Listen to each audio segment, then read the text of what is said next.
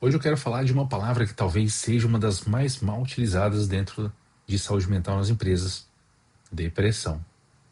A pessoa tá triste, a pessoa tá cansada, tá desmotivada, enfim, perdeu um familiar, aconteceu alguma coisa, logo vem alguém falando, né?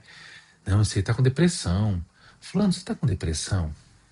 E, e aí começa a criar rótulos, né? Então, será que a sua empresa ou você mesmo já não criou rótulo de alguém? Ou fizeram esse rótulo de você? Então, nesse vídeo aqui eu pretendo falar um pouquinho mais sobre o que é depressão, o que não é depressão e como as empresas podem ajudar nesse caso, sem criar rótulos, tá? Depois da vinheta.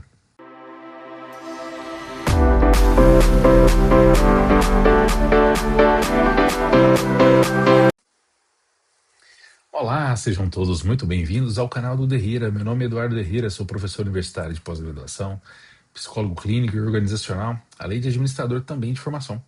Há 26 anos trabalho com desenvolvimento humano e saúde mental dentro das empresas, com vários processos dentro do RH, né?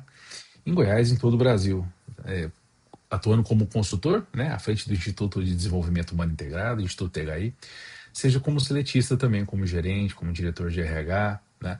Então a gente já passou aí por alguns desafios, né? Como cargos de salários em várias empresas, desenvolvimento de líderes, treinamentos, palestras, implantação de programas de saúde mental corporativa, entre outros, né? E nós criamos esse canal aqui para a gente refletir sobre saúde mental dentro das empresas. E antes de começar o vídeo, eu peço humildemente para vocês, tá, que vocês façam o triplo C. Curta, comente e compartilhe o vídeo, tá bom, pessoal? Então, isso faz com que o algoritmo do YouTube entenda que o tema é interessante, que o tema é relevante, e as pessoas que digitam buscando mais sobre esse tema de saúde mental, principalmente sobre o tema depressão, que a gente vai falar no vídeo hoje, faça com que esse tema chegue a outras pessoas, tá? Então é importante você compartilhar, curtir, comentar para dar relevância ao vídeo e ao nosso trabalho, que está apenas começando. Nós estamos chegando aí a quase 600, 700 seguidores, é só um pouquinho, mas eu acredito que são pessoas, né, assim como você, se você não é inscrito, são pessoas que buscam informação sobre saúde mental.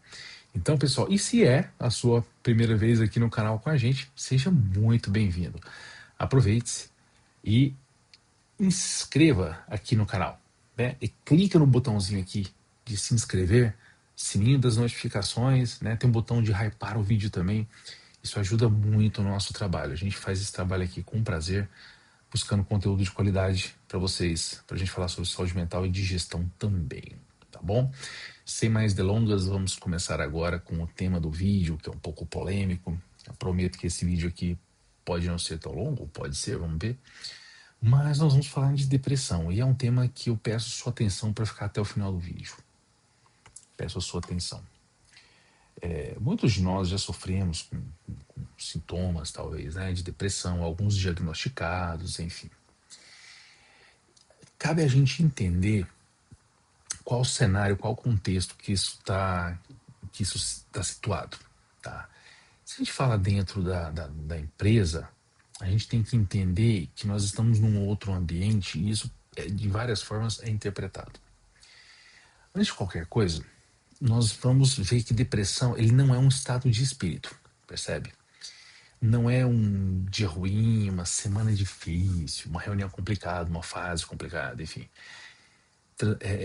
A depressão ela é um transtorno, tá, gente? É um transtorno mental. Então envolve vários fatores, alterações importantes que a gente vai falar aqui nesse vídeo de funcionamento do nosso cérebro, dos pensamentos, das nossas emoções, dos nossos comportamentos, do nosso corpo, fisiologicamente falando. Então é uma condição clínica que precisa ser avaliada por profissionais gabaritados, habilitados, competentes para isso. Então, primeiramente, vamos entender como que funciona a depressão, tá? Em alguns cenários, tá bom?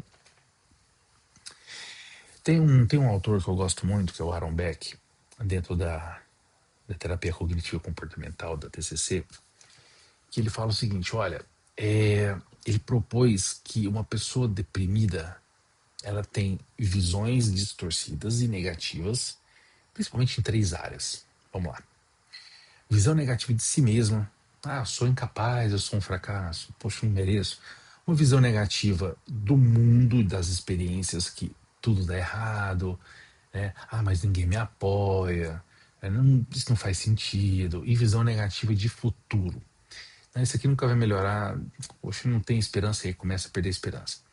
Essa tríade, tá? Ela autoalimenta os pensamentos negativos, que geram emoções negativas, que reforçam esses pensamentos negativos.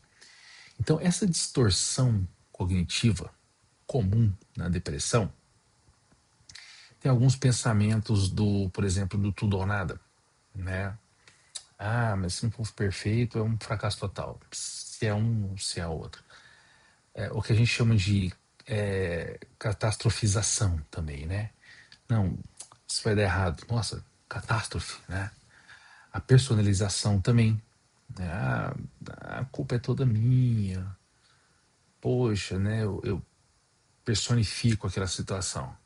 E começa a criar filtros mentais, né? Com foco no negativo. Então eu começo a ignorar todo o resto. Então o ciclo comportamental, né, que a TCC também trabalha, o modelo mental, a pessoa deprimida, ela tende a se retrair, percebe? Então ela evita atividades, ela começa a se isolar, o que reduz reforçadores positivos da vida. Então, se ela isola e ela começa a se retrair por conta desse padrão cognitivo de pensamento, o que, que acontece? Aquilo que é positivo, ela começa a não frequentar mais o lado positivo. E ela fica cega para as coisas positivas. Isso vai fazendo com que o organismo dela entenda aquela situação de uma outra forma. Tá? Então, agora, na neuropsicologia, né, como neuropsicólogo também, na neuropsicologia, o foco muda um pouquinho para a gente entender o processo dentro do nosso cérebro. Né? Essa informação, a regulação das emoções. Né? Então, assim, durante a depressão, a gente tem que entender, por exemplo, o que dentro do nosso cérebro está envolvido nesse processo. Principalmente, por exemplo, o córtex pré-frontal, né? Especialmente a região dorsolateral. Então, ela tende a mostrar uma hipoatividade que se relaciona à dificuldade de concentração, planejamento e tomada de decisão, que nós chamamos de funções executivas. Então, ele fica hipoativo. A amígdala, tá? Nossa, geralmente hiperativa, ela relaciona uma maior atividade emocional com as questões negativas. Então, a atividade fica mais negativa. A gente fica com aquela dificuldade de desligar a ruminação daquele tema, né? Aquela situação fica ruminando, ruminando, ruminando. A gente tende a trabalhar uma emoção negativa e a gente perde o foco em outras coisas e fica difícil desligar. Por isso que muita gente às vezes perde o sono antes de dormir, porque a atividade mental está muito acelerada e de forma negativa. E o dia e a noite não passa, o sono não vem, e aí o meu sono é prejudicado. E aí vem questões do que a gente chama do o eixo do estresse, HPA, né? Por exemplo, lá no hipocampo. Então pode apresentar redução, sim, de volume em algumas depressões mais crônicas, mais fortes. Né? Então, prejuízos na memória. Né? E aí tem outras questões envolvidas também, por exemplo, dos que chamamos de neurotransmissores. Né? Os neurotransmissores responsáveis pelas nossas conexões internas. Vamos falar desse jeito. Então, nós temos, por exemplo, o modelo clássico que a gente fala da serotonina, que é o neurotransmissor do humor, do sono, do apetite. Então você percebe que pela depressão tu não consegue dormir, você acelera o pensamento, os pensamentos negativos vêm e aí tem uma baixa de serotonina. Então o nosso humor, a nossa neurotransmissão, digamos assim, a nossa sinapse de serotonina, humor, sono, apetite começa a cair, né? Ou demais, desregula. A gente dorme demais, come de menos, dorme de menos.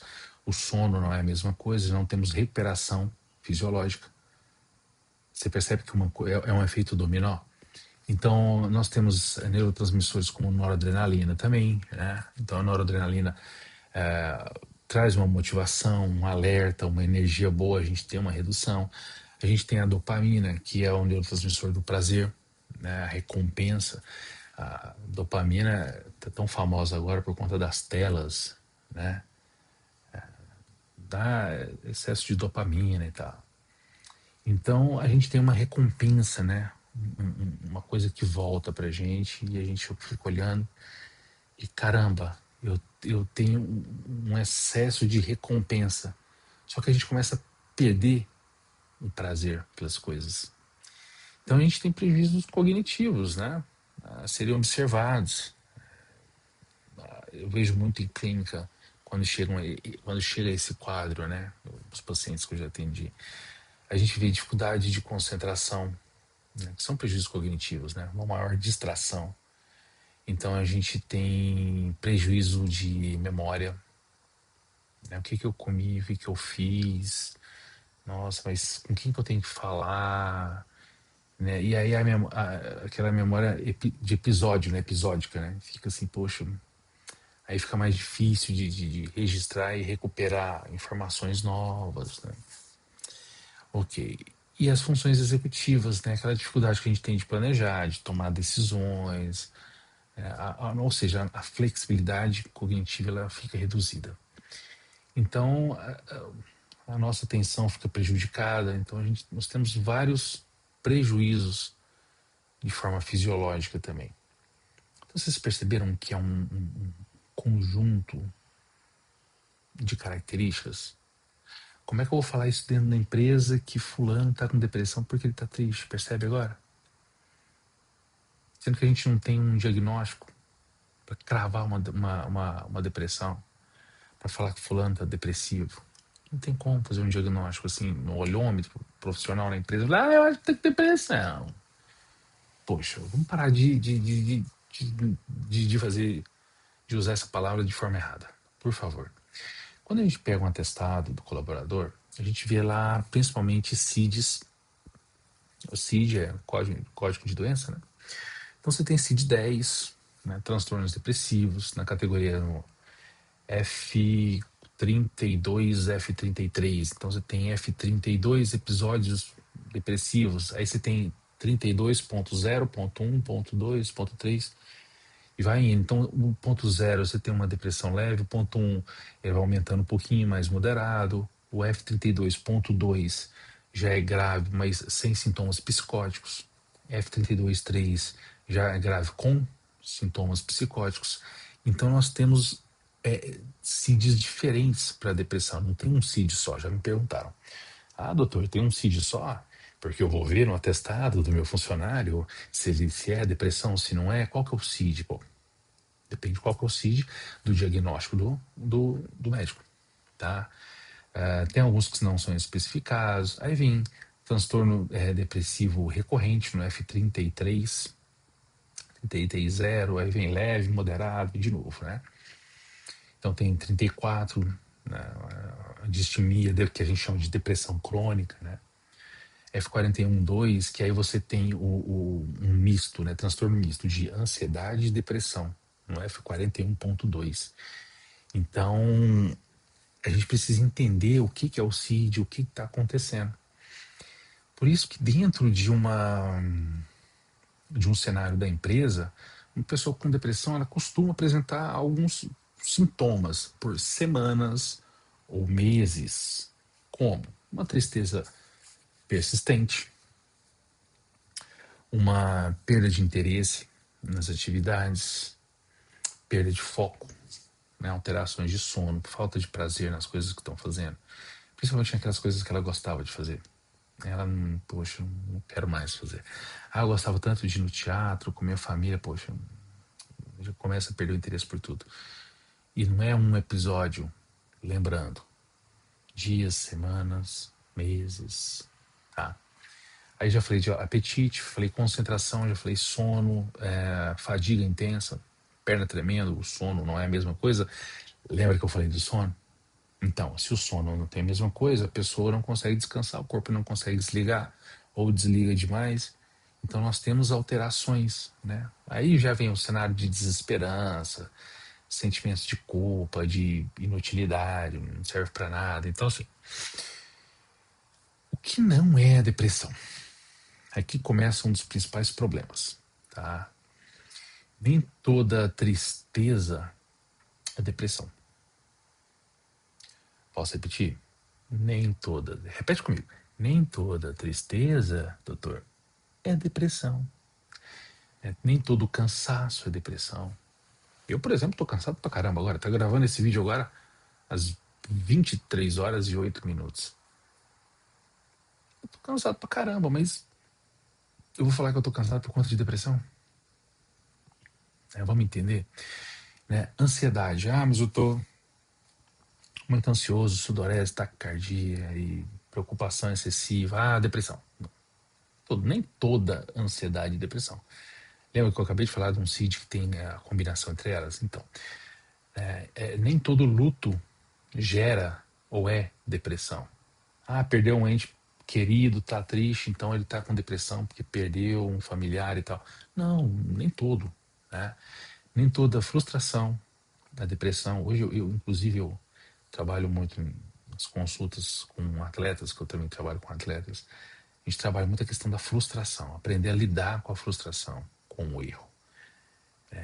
E aí, às vezes, tem atleta que, doutor, mas aí eu vou me frustrar, eu vou ficar depressivo. Não, calma, calma. Então, vamos entender o que não é depressão, né? Então, o ser humano tem direito de ficar triste. Ele tem direito de ficar cansado. Ele tem direito de ficar chateado, de enfrentar crises, né? Então, tudo isso faz parte da vida. Nós precisamos lidar com as emoções negativas também. E entender que nem toda emoção negativa é depressão. Tá? Infelizmente, nós temos muitos diagnósticos errados de depressão por aí, profissionais e profissionais.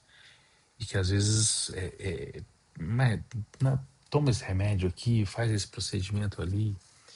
Então, a gente precisa sentir que emoções negativas ou situações difíceis não significa estar doente. Aliás, eu costumo falar que nós estamos vivos, né? Então, se uma pessoa perde um ente querido, fica triste, cara, é esperado que fique triste, obviamente. Estranho seria se não sentisse nada, não é verdade? Aí, se, aí sim, se a gente vai falar de outro tipo de patologia, vai. Perdeu um ente querido, perdeu alguém, não tá sentindo nada, pessoal. Aí a gente muda o tema do vídeo. Agora, na empresa, o perigo são os rótulos. Então, hoje existe uma tendência muito, muito perigosa. As pessoas passaram a diagnosticar umas às outras. Ele tá deprimido. Doutor, mas não, é burnout, né? Não, ele é bipolar. É transtorno de ansiedade. É TDAH. Pô, me ajuda, né, gente? Calma, calma. Não, não, não, não. Então, esses diagnósticos pertencem a profissionais capacitados, gabaritados e que estudaram para isso, por favor. Então, quando começamos a rotular pessoas, principalmente no ambiente empresarial, que entra em jogo carreira, dinheiro, entre outras coisas, nós começamos a gerar dois problemas. Primeiro, nós assustamos alguém que talvez esteja vivendo realmente um momento difícil. Segundo, nós desvalorizamos também quem realmente sofre com a depressão, percebe? Eu conheço muitos profissionais que sofrem com a depressão, controlam a depressão, e estão levando suas vidas de forma normal, de forma controlada, tranquilo. Então, quando você rotula as pessoas, você tem esse erro de fazer um diagnóstico de um momento difícil, errado, e outro, você desvaloriza aquela pessoa que tem depressão, qualquer coisa é depressão. Entendeu? Agora, como a empresa deve agir? Vamos lá, vamos pensar comigo. A empresa não deve fazer diagnóstico, óbvio, né? Então, ela não deve fazer diagnóstico, isso é importante. Né? Mesmo que tenha um psicólogo dentro da empresa, muitas vezes tem, e eu trabalho com empresas, então eu sei do que eu estou falando. O psicólogo dentro da empresa, ele não está ali para fazer um diagnóstico por conta dele. É importante ele fazer um encaminhamento até para poder tirar a questão política que eu falo do cargo dele, da proximidade do dia a dia com o funcionário.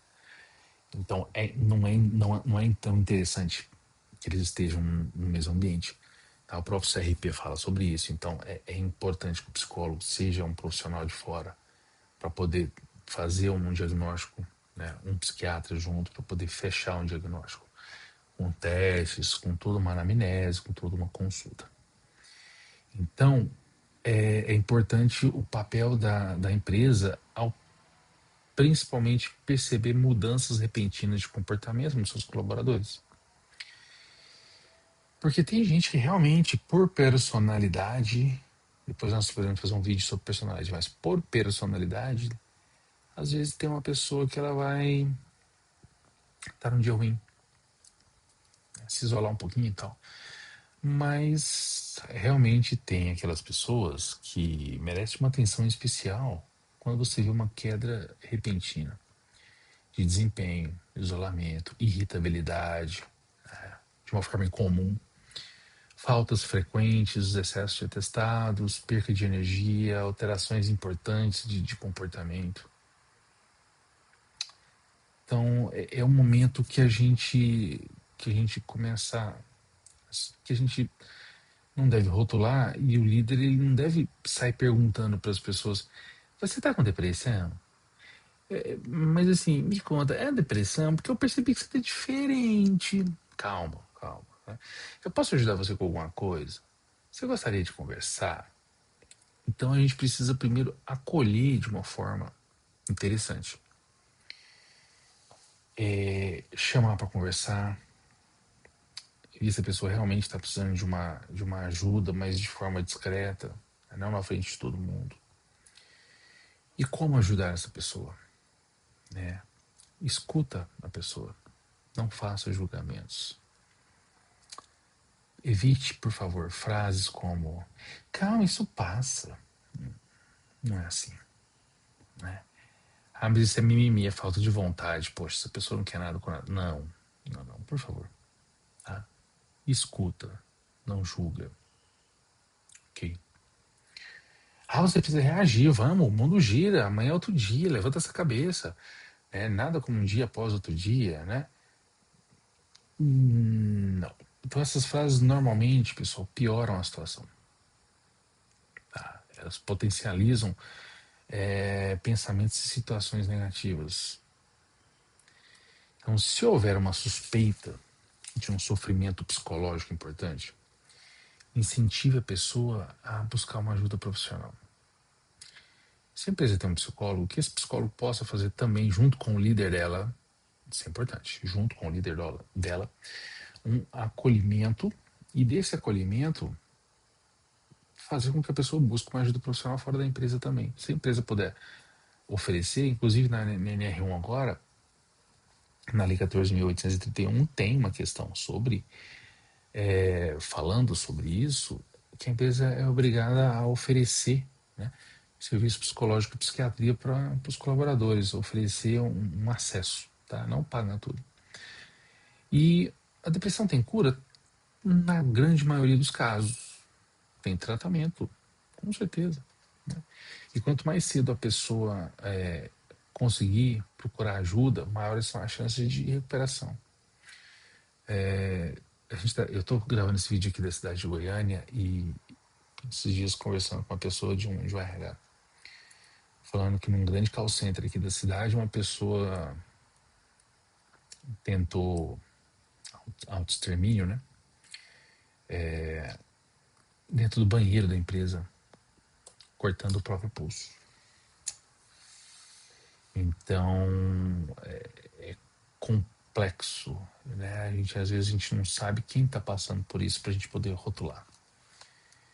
Então, quanto mais cedo a gente fazer com que a pessoa busque uma ajuda, maiores são as chances de recuperação. Então, muitas pessoas voltam a trabalhar normalmente, voltam a sorrir, voltam a viver.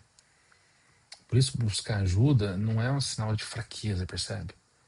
É um sinal de responsabilidade consigo mesmo. Então, a empresa tem esse papel de fazer com que a pessoa busque essa ajuda. Agora, como prevenir nas empresas, né? Então, aqui existe um ponto importante. Nem toda depressão, ela nasce no trabalho, né? Existem fatores genéticos, biológicos, familiares, histórico pessoal, eventos de vida, ou seja, a empresa ela não controla tudo, percebe? Então ela pode reduzir um pouco o risco com o trabalho interno, né, o trabalho psicossocial, de buscar entender caso a caso, de ter uma escuta, de oferecer recursos de palestras, de conteúdos, que é o que a gente faz aqui na DRI, né? Desenvolver líderes, preparar melhor os líderes para entender essas situações, para o líder não apenas lidar com o processo, mas para ele lidar com a pessoa, deixar o processo e lidar gente com gente. Capacitar melhor os líderes, combater assédio moral, outros tipos de assédio também. Estimular respeito entre as equipes, oferecer essa segurança psicológica, né, de que ele está em um local seguro, que ele pode se abrir, que ele pode conversar. Controlar sobrecarga de trabalho, né, dando clareza nos papéis, nas responsabilidades, reconhecendo o bom desempenho das pessoas também, promovendo qualidade de vida, enfim, fazendo o que a NR1 fala de saúde mental dentro das empresas. Simples assim. É só se importar com pessoas, entendeu? E principalmente identificando precocemente esses sinais de sofrimento para que a pessoa seja indicada para um atendimento adequado, tá, gente? O atendimento adequado não é só você sair tomando remédio, não, tá? Por favor, por favor. O atendimento adequado é você saber como e quando vai poder se abrir, ser entendido, se entender, olhar para si mesmo, olhar para o redor, começar a ter um entendimento diferente junto com o psicólogo. E o remédio é algo que vai ajudando. Hoje você tem a neurometria, a neuromodulação, você tem outros recursos também dentro da neuropsicologia que pode ajudar demais. Tá, pessoal? Então eu quero deixar uma reflexão. Nem tudo é depressão. Mas a depressão existe, ela está aí, merece respeito. Precisamos parar de banalizar o diagnóstico, por favor. E ao mesmo tempo, precisamos parar de julgar, né, quem realmente sofre com a depressão. Então, nas empresas, o nosso papel não é rotular, é criar ambientes mais humanos, acolhedores e saudáveis. Tá, pessoal? Então, vamos fazer uma ação? Se esse conteúdo aqui faz sentido para você, deixa seu like aqui, compartilha o vídeo no canal, manda para os profissionais de RH da sua empresa, para que vocês conversem sobre o tema e comece a criar ações dentro da empresa para que as pessoas se sintam acolhidas, que vocês tenham um plano de contingência, porque isso acontece muito. E você tem muitos casos dentro de empresas somado ao uso de drogas, entre outras coisas. Então, pessoal, é um tema muito delicado. Eu falei para vocês, esse vídeo ficou um pouco mais longo, mas acho que mereceu um pouco a atenção. Eu demorei para gravar esse vídeo, estou escrevendo sobre esse vídeo já tem mais de uma semana, uns 15 dias que eu estou escrevendo sobre, né, fazendo um roteiro do vídeo, para, poxa, o que eu vou falar, o que eu não vou falar. Chamei outros profissionais aqui do canal também, uma turma de psicólogos também, passei o roteiro do vídeo, falei assim, dá uma lida aqui comigo, faz sentido. Né, o cuidado que a gente tem que ter com o tema depressão, tá? Porque nós estamos perdendo pessoas, infelizmente, para esse cenário, sempre tivemos isso, infelizmente. E o quanto mais rápido a gente puder diagnosticar, identificar e correr atrás de ajuda, melhor. Tá? Não só com quem trabalha aí com você, mas com aquela pessoa da família que você ama também. Tá, pessoal? Então vamos parar de rotular e vamos tratar o tema com a seriedade que ele merece. Tá bom? Mas convido você então para comentar aqui. Eu quero ouvir sua opinião aqui, né, aqui nos comentários. Se você já passou por isso, ou te conhece alguém dentro de uma boa empresa que já passou por algum rótulo. Interessante a gente entender um pouco. Eu gosto de saber um pouco sobre os casos que acontecem. Tá bom, gente? Não deixem de seguir a gente nas redes sociais, o canal do Derrira aqui no YouTube, no Instagram, né? O meu Instagram, Eduardo Derrira com H, né? Derra. Eduardo Derrira, do Instituto DHI também, que promove esse vídeo, Instituto de Desenvolvimento Humano Integrado, Instituto DHI, que trabalha com saúde mental nas empresas. Tá bom, pessoal? É isso. Uma boa noite para vocês, bom dia, boa tarde, não sei que horário que vocês estão vendo esse vídeo. E estamos abertos a sugestões de novos vídeos. Um abraço para vocês e